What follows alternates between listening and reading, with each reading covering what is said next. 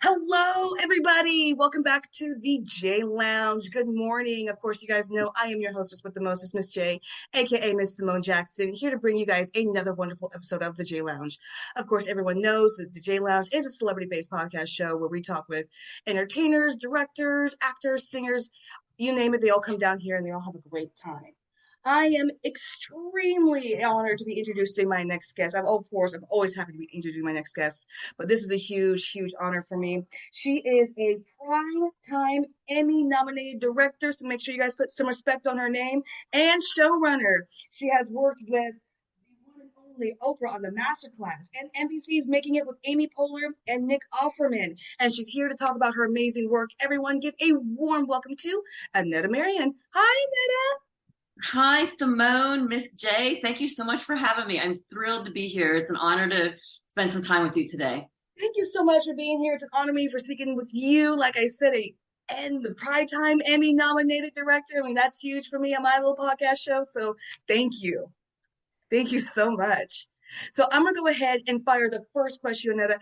I want to know what began your passion for directing and for becoming part of films in general. Oh boy. Yeah, so my passion really focuses on storytelling. And I really feel like the medium of filmmaking is like the master of all storytelling because we have, it's a collaboration with other humans, especially, actors who bring their incredible gifts to the table. The frame of the camera, the movement of the camera or no movement of the camera, color, texture, sound. I love sound design. So it feels to me like such a fertile ground to be telling stories in when we have all those tools at our disposal. And of course, utilizing all those tools in service of the story, because story is king. And that's the most compelling thing in the world for me, story. Yes, and you're right. Absolutely. Stories are important. I mean, it's how we connect, it's how we learn, it's how we know differences, it's how we able to kind of come over those differences, stories that are relatable, like, I just turned 30. So I'm still learning about, Well, I going. think and I think we need to see ourselves in those stories too. I think that's super, super important.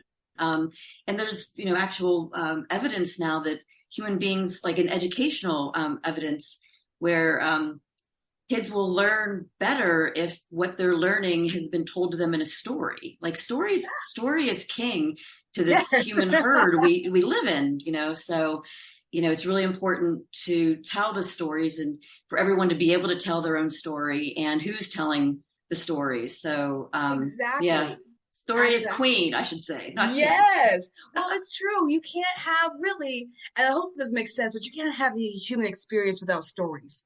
Everybody has got a story, whether it be the Absolutely. different or, we can all learn from it. So I love that. I really do.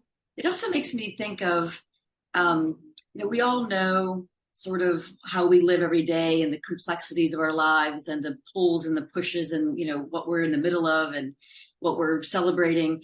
But as you walk down the street, and, I live in New York, you live in New York, um, it reminds us that every single human that you pass has that deep complexity as well. It's not just us. We can see what we can see in our own lives, but it's an important reminder that every single human we come into contact with also has those complexities and those good days and bad days. And yeah, it's just, I mean, I think it really just helps the connection that we as the human herd really need. Yes, I agree to that. I absolutely agree to that. All right, going on to the next question, and that I want to know, name three people who influenced your career and why. This is going to be Oh interesting. my, oh my goodness. Oh, so many more than three. I have to say, I am deeply, deeply grateful to my DGA community, which is a wide community, East Coast, West Coast. Particular people who've been helpful to me in my journey is my friend Hanley Culpepper, who's known for her Star Trek work. My friend Tara Mile, who is known for her movie Wander Darkly, which is amazing. My friend John O'Oliver, who really made the tough journey of working behind the scenes on episodic television to now directing episodic television, which is my goal. There's Nicole Cassell, Valerie Weiss, Laura Belsey. The list goes on and on and on. Ed Ornalis, who has also been very supportive.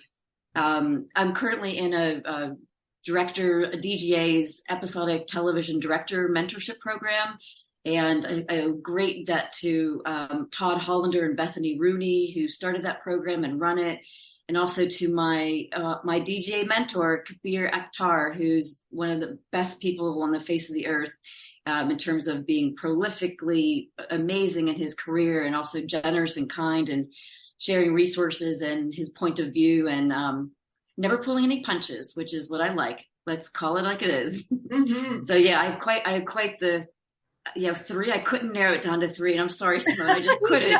I couldn't. I had to say what I had to say. You're okay. It's always so hard when I say, name three people, because of course, you can have a range of people that influenced you and all that kind of stuff. Of course, it could be friends, family, colleagues.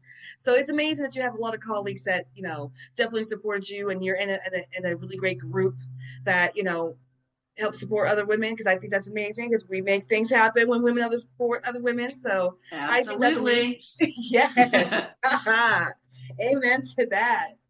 All right, going on to the next question. You produced Still, which is a Michael J. Fox film. Can you tell the J Lounge audience a little bit about the film? And you have an experience at Sundance. I heard that Still was one of the biggest hits at Sundance. I need to know your reaction to that. Oh, absolutely. First of all, the movie is Still, a Michael J. Fox movie, and it's a hybrid scripted documentary feature film about the life of Michael J. Fox, the wild ride that really is his life from a short kid in Burnaby, Canada, which is near Vancouver, to becoming one of the biggest TV film stars in the 80s, and subsequent life challenges, the ups and downs. And it really is just a celebration of Michael's talent and persistence and tenacity. And, he's so full of love. So yeah, that's the movie. It's the wild ride and celebration of Michael J. Fox, which was such a pleasure to make. We've been really, it's been like 2 years of, getting to know Michael and his family, and spending time and all that sort of thing. So it's been really incredible. And of course, it's the filmmakers' dream to do their world premiere at the Sundance Film Festival. I had been to Sundance a million times over the years as just a movie fan, as a film festival programmer, because I did that for a while. I've been there with movies I was a crew person on that was having their premieres at Sundance, but this is my first experience going with a movie that, that I produced. And it was way different. It was the best thing ever. We had our world premiere at the Eccles Theater in Sundance, which is the largest theater there. Every single seat was filled. The crowd at the end, when Michael Fox and director Davis Guggenheim walked out on stage for the Q&A, the crowd leapt to their feet with a standing ovation, and also gave another standing ovation at the end of that Q&A. The love, I could just feel the love from the audience. It was just really the best feeling ever. And then of course, after that, the reviews, the most slickly produced documentary they've seen of someone of this caliber, and one of the best documentaries ever. And, the accolades were just amazing. At one point we had a 100% on Rotten Tomatoes, which I didn't even know was possible. So there's that. So it's really been, really just been amazing. And we're soon off to South by Southwest, where we'll see what happens there. That is incredible. For one, as you just said, you can't talk about the 80s without talking about Michael J. Fox. I used to watch all of the 80 rerun shows back in VH1 when they used to do it, MTV, and all of them have one thing in common. When they talk about the 80s, they talk about Michael J. Fox. You just cannot Absolutely. mention the 80s without him. He was the cornerstone of the 80s. For some people who may not be a fan of the Back to the Future, but you cannot deny what Michael J. Fox brought to the big screen. And he did go through hell. He really did. So I'm really happy that this film still is getting such a beautiful reception, and it's getting acclaimed, and it's getting, recognition, because, this is his story is just one of the most tragics. Honestly, he would still be doing what he'd be doing, if he, didn't have to deal with his disease. And just to see him be able to, portray, like, yeah, there's a documentary, be able to portray him as the way he was. It's just like, yeah, this Well, is amazing man. yeah, I have something to add to that, Simone. Yeah, of So, course. yes, Michael still has Parkinson's. That hasn't changed. But, even with that, his story is one of, success and great work and pride and love. They're really, yes, he still has Parkinson's, but this, his story is not a sad one in any way, shape or form. It's one of, success and really, greatness. He has, parlayed his celebrity into raising, billions of dollars for Parkinson's research. I mean, when there is a prophylactic, measure or cure, it's going to be literally because of Michael Fox, at least in terms of it being sooner rather than later. So, Of course. yeah, it really is just a celebration. And,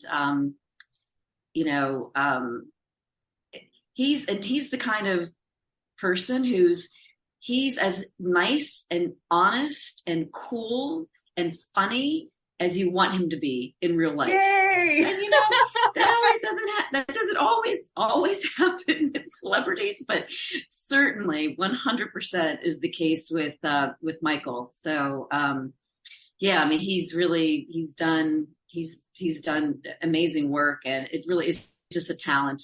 And continued his acting career with, the most hilarious role that I love is his role as a kind of conniving lawyer on The Good Wife, where he uses his condition as as ammunition, shall we say. I love that. So yeah, he's continued to do what he does. That is amazing. That is amazing. Like I said, I'm so glad Still is getting the recognition that it deserves, especially at Sundance, where you really want to make an impact. That's where you can really, truly connect your story with people. So I'm glad that everyone gave you guys a standing ovation, because it's deserved and it's well earned. So Thank you. I love Thank that. you. Of Thank you. course. Going on to the next question, Annetta, going on to number 4, you have such a prestigious body of work. Can you tell the J Lounge audience some of the most rewarding moments of your career? Oh boy. There's been so many rewarding things. I mean, I have to say what's happening right now with the Michael Fox movie is really unbelievable. And, I'm enjoying and savoring every second of it, because it's been so fun, and, it's been great. So that certainly is been such a cherry on top of everything. I'm also, may have mentioned this, I'm a part of the DGA's episodic television director mentorship program, which is, just a tough program to get into. And the prestige of that has really, helped me greatly in getting closer to my goal of directing, episodic television. And that's been so fun. It's been a ton of work. My mentor, Kabir, I have tons of homework and all these different things, but it really has been very rewarding, and getting to know more of my peers better, and growing my support team and my support system, and really, That's helped me understand how much support there is out there if you just Right. raise your hand and you ask for it. There are people who will answer the call and show up for you. And, you have to ask, but ask away. So that's been super rewarding to, experience all that. And I'll never forget this. So I directed most of the scripted segments on a show called Oprah's Masterclass. And one of the first ones I did was for the Jane Fonda episode. And after the premiere of Jane's episode, she wrote to Oprah saying how much she loved her episode, especially the segments I had directed. So this is from Jane Fonda through Oprah to me. So I didn't even know that was possible. So I do have that email somewhere. I should really frame it, but I'll just never forget it. And it really was, it was really important to me because that was the very start of I'd been directing my own work for years before that, but that was the very start of my directing professionally. So to get that kind of feedback out of the gate, made this woman's heart beat a little faster. You are so much better than me. I was screaming. Ah! Oh, I think I did that too. Scream. I would have lost my composure. This is Jane Fonda. This is the epitome of class right here, of acting. I mean, you can't get any bigger than that. That is amazing. And the fact that she directly pointed out the episodes that you directed, even better. Even better. I would take that the rest of my life. I'm like, this Jane Fonda noticed me. Absolutely. Right. And she's also she's no wilting flower, that one, Oh my goodness. She says what she means. She means what she says, she's, so that, yeah, anyway. Yeah, I adore her. I simply adore her. And I just love how feisty she is. Really, I do. I love how feisty she is. Absolutely. Annetta, I'm going on to the next question. I want to make sure my audience follows you and your work. Where are you on social media? So on Instagram and Twitter, my handle is Annetta LM. So just like my name, ANNETTA, L as in Lynn, M as in Marion, Annetta LM. On LinkedIn is at Annetta Marion, all one word. So that's ANNETTA MARION. And Facebook is at Annetta.Marion. So ANNETTA.MARION. And if I spoke too quickly, you could always just go to my website and all that information is there. And my website is just my name, AnnettaMarion.com. So I have a contact page that's got all the links and the things and the phone numbers and the emails and all of that. So perfect. And I'm pretty sure if you just Google me, that website comes up. So I'm pretty easily findable by design. I like it. Of course, you guys know I highly encourage all my audience, make sure you follow Annetta Marion on all social media. We want to see more of her work, more of what she does. So make sure you guys do that and give her a shout out as well. Woohoo! All right, going on to the next question. What future projects are you involved with that you can give a dish about to the J Lounge audience? Let's see. I just finished shooting I think it's my 14th scripted short. And I did that because Ed Ornelas, my friend I mentioned before, his advice is directors direct. So when you don't have that paying directing job in between, you should do your own work. So I was like, that makes perfect sense to me. So I directed my 14th short film last month, or about a month ago or so, and it's my second horror film. It's the first film that I directed using Steadicam, which was super fun. And it's my first film with only one actor, and also my first film where there were no written words in the script. So it's going to be a really, really fun sound design kind of effort. And I just, I wanted to do this because I always try in my directing work to always just do something different, push the boundaries, exercise a new muscle, learn something. So Yes. I decided to really kind of go different and new on a lot of fronts. So I'm really, we're in editorial now, which is fantastic. And it's a great, collaboration with my pod, my producer, editor, Catherine Rabinick, my producer friend, Marilyn Agrello, Peter Cohen, Susan Block. So it really was a labor of love. And I was, again, community supported effort. So that's what I'm really excited about at the moment that I can talk about. And it just gives me a note to remind everyone that, none of us can do this by ourselves. So Exactly. find your community. If you don't feel like you have one yet, find one. There's Facebook groups you can join. There's online resources. Join every group you can. If you don't have enough credits yet to join NIWA,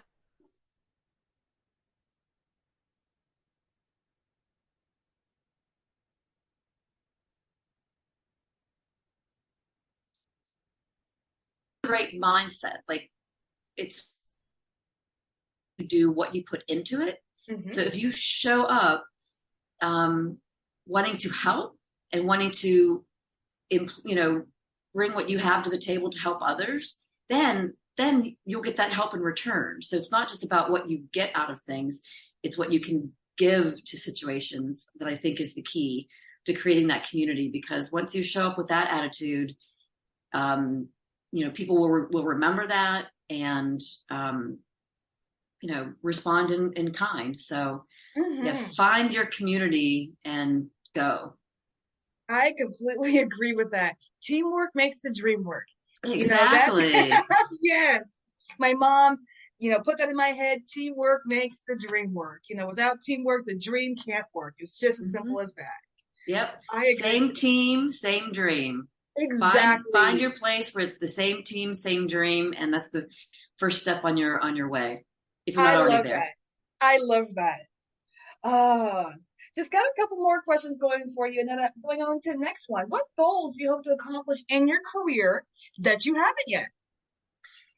I am an aspiring scripted episodic television director, and I expect I'm going to crack that nut this year. Yes. Yes, going to. There is no next year, no, this year. We're going to. Absolutely. Love that. Confirm that. Putting action into words. We are going to do that this year. I have no doubt that you'll accomplish that this year. And I'll be excited to say, hey, I had that woman on my podcast show. I interviewed her. And yeah, I can't wait to say that. And then, Simone, I can come back on and tell you all about how it happened. Yes, please do. Please do. That would be awesome. All right, just got 3 more questions going for you. Going on to number 8. What passions do you have outside of directing and films? I feel like it's really important for me to recharge my batteries outside of my, chosen world, which is film and television. I find it inspiring and aspiring, and by that, I love to travel. I love to read. As a fan, I enjoy and am inspired by music and theater and dance, improv and comedy. I was a performer in a little, in an indie group, indie improv group called Dropping Like Flies for about 10 years in New York, performing all around. And so I'm very partial to improv. And if anyone has never seen musical improv, you have to get your butt in that seat to see what happens on stage. You'll walk away just amazed at what human beings can do when they all work together. It's crazy good. So yeah, as much as I'm so focused on film and television, I find like the recharging my batteries, outside that world, I have a good gratitude practice, which is I find helpful. I have a decent meditation practice, which I love. Um, try and exercise. I took up jogging last fall. I mean, Oh, jogging, not running. There's no running involved here. It's jogging. gotcha. But yeah, so just things like that to get, outside and get your blood pumping. All those things just, keep me whole so I can do my very best work in terms of, my life's work, which is film and television. I love that. I love that. And the fact that, jogging. Look, I give up props to you for jogging because I don't like running unless I have to. It's just too much. Trust me, Simone, I never ran before this unless it was to catch a plane, catch a train, or catch a bus. So Right. I'm right there with seriously. you. Those are the only times I actually had to run. And I'm catching a plane, train, or bus. Other than that, no. Yep, I'm with you. I'm with you, my friend. Oh my goodness. All right, going on to the next question. What's been some of the most challenging moments you had to face in your career? Boy, there's, this is a challenging field, so there's definitely challenging moments.